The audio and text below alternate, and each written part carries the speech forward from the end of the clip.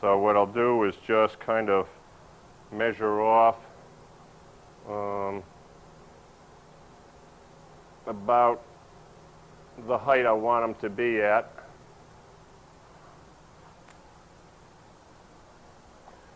And then just set them in, kind of centered.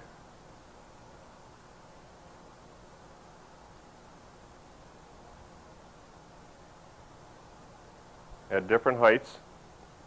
And then just work the leaves in around it.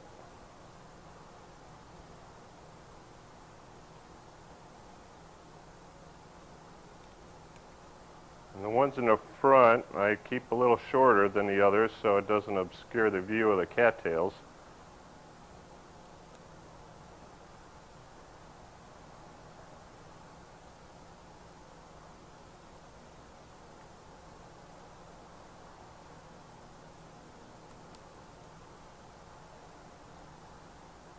Not much to it, but I think you'd have to admit it really adds a nice touch to the piece. Mind you, that doesn't even have a finish on, but that looks like it's ready to set on a shelf or a pedestal just like it is. Okay, now we've got our vase. We've got our cat and tail, or as I call it, kitten tail arrangement in it. Aside from the finish, it's ready to add to a modest collection of vases that I kind of picked out from my own personal stock that I sell at fine art shows, just to give you an idea of some other woods that can be used, what they look like, and some variety of shapes. And first off, I'll start with this one. This is an African wood called babinga, also called African rosewood. That's kind of a contemporary shape. If you like a lot of tooling, this is the kind of shape where I use a solid top with an opening and I can do a lot of shaping with it. As well as this one here, which is kind of an urn shape type. Now this one has 9 different exotic woods in it.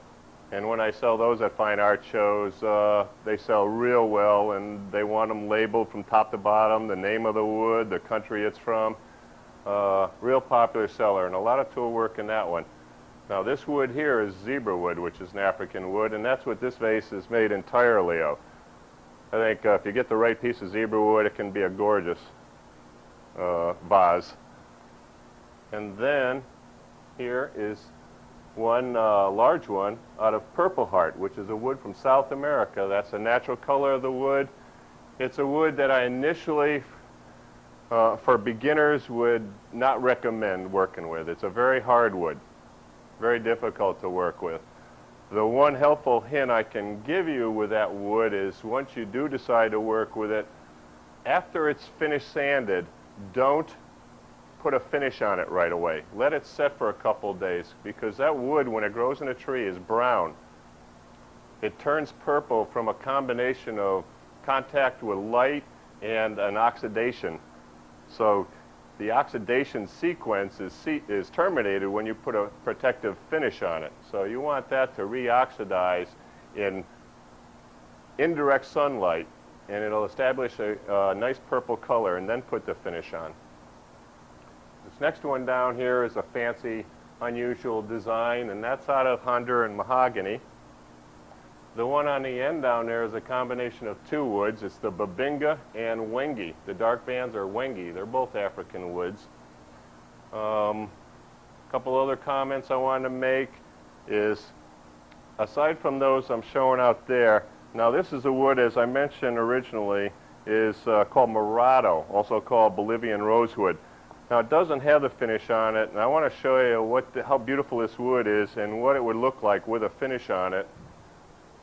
Now here's a vase out of the Murado, and that's with a finish. What